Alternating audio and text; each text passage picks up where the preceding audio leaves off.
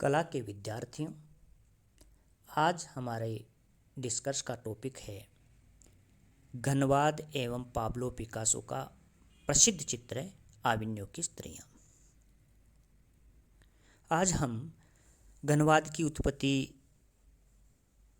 कैसे हुई एवं घनवाद के प्रारंभ में पाब्लो पिकासो के इस प्रसिद्ध चित्र आविन्यो की स्त्रियों का क्या योगदान रहा, इसके बारे में हम आज चर्चा करेंगे, अध्ययन करेंगे। मैं डॉक्टर पवन कुमार जांगीड़, सहायक आचार्य चित्रकला, राजकीय महाविद्यालय किशनगढ़ से।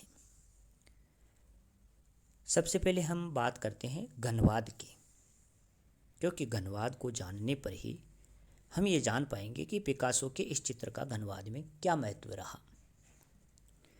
1907 में घनवाद का उदय हुआ और 1914 तक विभिन्न अवस्थाओं को पार करते हुए घनवाद विकसित हुआ। इसको बहुत ही अनुयायी मिले और 1925 तक कला के क्षेत्र में सबसे सामर्थ्यशाली एवं प्रेरणादायक कला शैली के रूप में कार्य किया। किसने? घनवाद ने। वास्तुकला, उद्योग कला, विज्ञापन, शिल्प, हस्तकला, अलंकरण आदि सभी मानवीय निर्माण क्षेत्रों पर घनवाद ने जो प्रभाव छोड़े वह कई वर्षों तक अर्थात अब तक दृढ़ मूल है। 1912 तक घनवाद पेरिस के कला क्षेत्र में ही सीमित था। यूरोप के मध्य में स्थित यह जो पेरिस है, कला व संस्कृति का केंद्र माना जाता था और यहाँ ज्ञानार्जन करने के लिए, आर्थिक सफलता या मान्यता प्राप्त करने के लिए देश विदेश के कलाकार, साहित्यकार एवं कला प्रेमी यहाँ आते जाते रहते थे। कहाँ पे? पेरिस में। बहुत ही कम समय में घनवाद ने सबको प्रभावित किया और उसका अन्य देशों में प्रचार प्रसार हुआ। उसको बहुत ही अंतर्राष्ट्रीय वाद के रूप में स्थान प्राप्त हुआ, जो किसी भी अन्य वाद से अधिक अवधि तक टिका रहा। अर्थात घनवाद बहुत लंबे दिनों तक, बहुत लंबे वर्षों तक चलता रहा। घनवाद का जन्म किन प्रेरणाओं से हुआ? सबसे पहले हमें इस टॉपिक पर बात करनी है। यह देखना होगा कि घनवाद को जन्म देने वाली प्रेरणाएं या कारक कौन से हैं। 1904 से लेकर भाव चित्रकारों ने उन्मुक्त होकर विशुद्ध रंगों व गतिमान सरलीकृत स्पष्ट रेखाओं का प्रयोग करके चित्रण किया। वान गो की भावना प्रदान शैली, गोगवा का अलंकारित्व व नव प्रभाववाद के रंगों की चमक का भाववाद समन्वित रूप था। घनवाद से जो पूर्ववाद था भाववाद। 1906 में मातिस ने जीवन का आनंद चित्रित करके भाववाद को अंतिम रूप दिया। यह जो चित्र है, यहाँ आप एक साइड वाले चित्र को देखिए। 1906 में 5-6 में यह चित्र मातिस ने बनाया था। 5 में बनाया और 6 में इसको प्रदर्शित किया। 1906 में जो ये चित्र है प्रदर्शित हुआ, जीवन का आनंद, यह भाववाद का अंतिम चित्र माना जाता है। आकारों के सरलीकरण व माध्यम के विशुद्ध प्रयोग के भाववाद के विचार घनवाद के प्रणेताओं के सामने थे एवं इसके अतिरिक्त वे अफ्रीकी निग्रो कला एवं वन्य जमातियों की कला से परिचित हो गए थे। भाववाद व निग्रो कला से घनवाद को बहुत ही प्रेरणा मिली।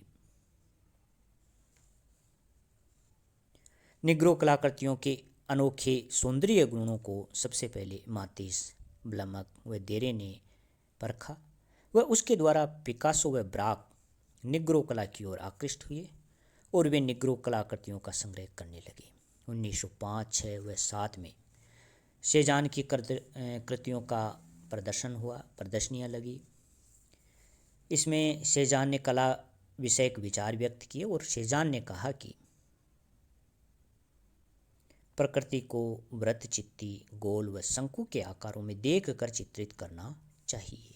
इस प्रकार सेजान ने अपने विचार व्यक्त किए।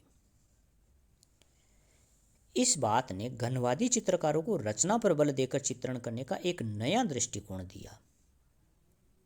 इससे घनवादी चित्रों में घनवाद के विकास में गति आई और घनवादी चित्रण करने वालों को एक नया दृष्टिकोण मिला। पाब्लो पिकासो ने 1907 में अपना यह सुविख्यात चित्र आविन्यो की स्त्रियां पूर्ण किया। इस चित्र में आप देखिए, इस चित्र का नाम है आविन्यो की स्त्रियां। 1907 में इसको पूर्ण किया पिकासो ने। यह चित्र घनवाद का सर्वप्रथम चित्र माना जाता है। विषय की दृष्टि से मातिश का जो चित्र है जीवन का आनंद, यह चित्र देखिए, इससे मिलता जुलता यह चित्र आविन्यो की स्त्रियां मातिश के चित्र जीवन का आनंद से मिलता जुलता है। यह चित्र अवकाश का स्थापन व आकारों की ज्यामितीयता से अनोखा लगता है, अनोखा है। इस चित्र के द्वारा कुछ कला संबंधी समस्याओं का हल किया है तो कुछ नवीन समस्याओं को भी प्रकाशित किया है, जिनके हल करने में घनवाद ने भिन्न अवस्थाओं में से संक्रमण किया। यह जो चित्र है एक वेश्यागृह के अंतर्भाग का चित्र है। अतः इस वेश्यागृह के अंतर्भाग के चित्र से आधुनिक कलाकारों को नया दृष्टिकोण मिला।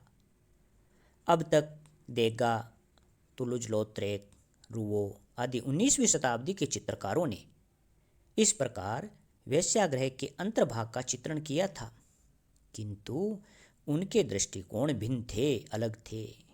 तुलुज-लौत्रेक के चित्रों में वेश्याओं के जीवन का यथार्थ चित्रण था। रूओ के चित्रों में घृणा व अनुकंपा की भावना है। पिकासो के चित्र में विषय को केवल निमित्त मात्र स्थान है। इस चित्र के द्वारा पिकासो ने आकार सौंदर्य की जो परंपरागत एवं प्रचलित जो कल्पनाएं थी उन पर कुठारघात किया और पिकासो ने सिद्ध किया कि कला में सौंदर्य निर्मिति के लिए मानवीय शरीर रचना के नियमों का पालन करना आवश्यक नहीं है, बल्कि कला अंतर्गत आकार सौंदर्य व वस्तु के दृश्य रूप सौंदर्य भिन्न तत्वों से संचालित है। पुनर्जागरण काल से रूढ़ मानव शरीर सौंदर्य की कल्पना व ज्यामितीय दूरदर्शी लघुता के नियमों को पिकासो ने पूर्ण रूप से त्याग दिया। आकारों के मूल सौंदर्य की खोज में पिकासो को आइबेरियन मूर्तियां से सबसे अधिक प्रेरणा मिली। इसके अतिरिक्त एल ग्रेको की लंबी ऐंठनदार मानवाकृतियां एवं गोगवा की मूर्ति कला का भी इस चित्र पर प्रभाव पड़ा। किस पर? आविन्यो की स्त्रियों पर। पिकासो ने मानवीय शरीर के दृश्य रूप की पूर्ण उपेक्षा करके उसके भिन्न अंगों को चित्रकार की आदिम सर्जन शक्ति द्वारा निर्मित मूल आकारों में बिठाकर समरूप में चित्रण करना आरंभ किया एवं चित्रकार को शरीर रचना शास्त्र के बाह्य बंधन से मुक्त कर दिया। इस प्रकार इस चित्र में ऐसे प्रयोग किए। किसने? पिकासो ने।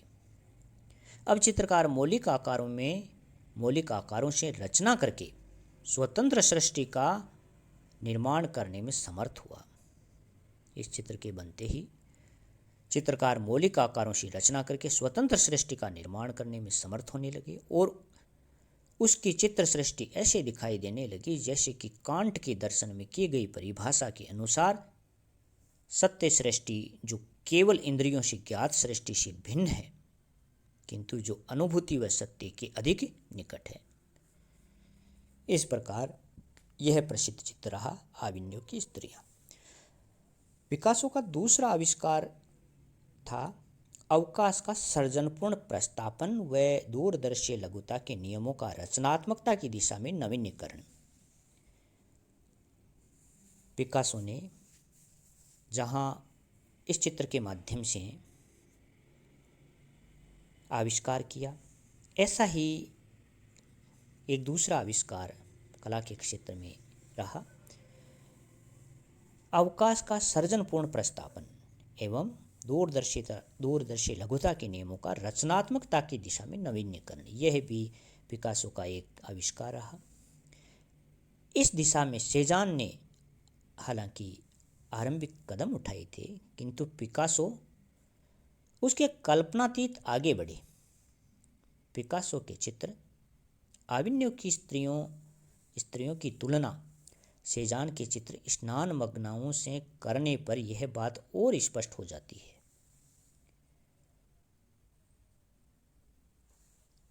1906 में पिकासो ने मुखाकृति के पक्षीय एवं सम्मुख दृश्य रूपों को सम्मिश्र चित्रित करना शुरू किया, जिसका आविन्य की स्त्रियों में नीचे बैठी हुई आकृति उदाहरण है।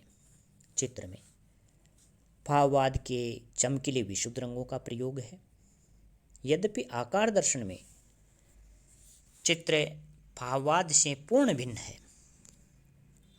रंगों की हल्की व गहरी छटाओं से आकृतियों का स्पष्ट विभाजन करने की पद्धति को पिकासो ने अपनाया, जो पद्धति हमको बाइजेंटाइन कला, मध्ययुगीन सियनीज कला व सेजान की कला में देखने को मिलती है। किंतु पिकासो का विभाजन अधिक स्पष्ट, ज्यामितीय एवं भिन्न दृष्टिकोण को लिए हुए हैं। अब तक पिकासो ने आकारों के घनत्व का त्याग नहीं किया था, जो बाद में उन्होंने कोलाज पद्धति का आविष्कार करके किया। इस प्रकार यह जो चित्र है आविन्यों की स्त्रियां,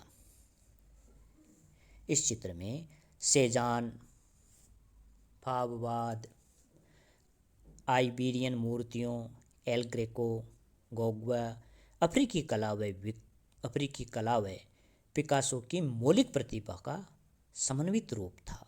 यह जो चित्र आप देख रहे हो आविन्यों की स्त्रियां, इसमें सेजान, भाववाद, आइबेरियन मूर्तियां, एल ग्रेको, गोग्वे, अफ्रीकी कला व पिकासो की मौलिक प्रतिभा का यह समन्वित रूप था। आधुनिक कला के इतिहास में उसका बड़ा महत्वपूर्ण स्थान है। इस प्रकार आज का हमारा टॉपिक रहा आविन्यों की स्त्रियां, जो घनवाद का सर्वप्रथम चित्र माना जाता है एवं घनवाद की उत्पत्ति किन परिस्थितियों में और कैसे हुई, और पाब्लो पिकासो ने अपने विचारों के माध्यम से, अपने चित्रों के माध्यम से घनवाद में किस प्रकार शुरुआत में योगदान दिया, इसके बारे में आज हमने चर्चा की। अब हम अगले वीडियो में पिकासो के अन्य चित्र एवं उसके जीवन वृत्त के बारे में जान पाएंगे। धन्यवाद।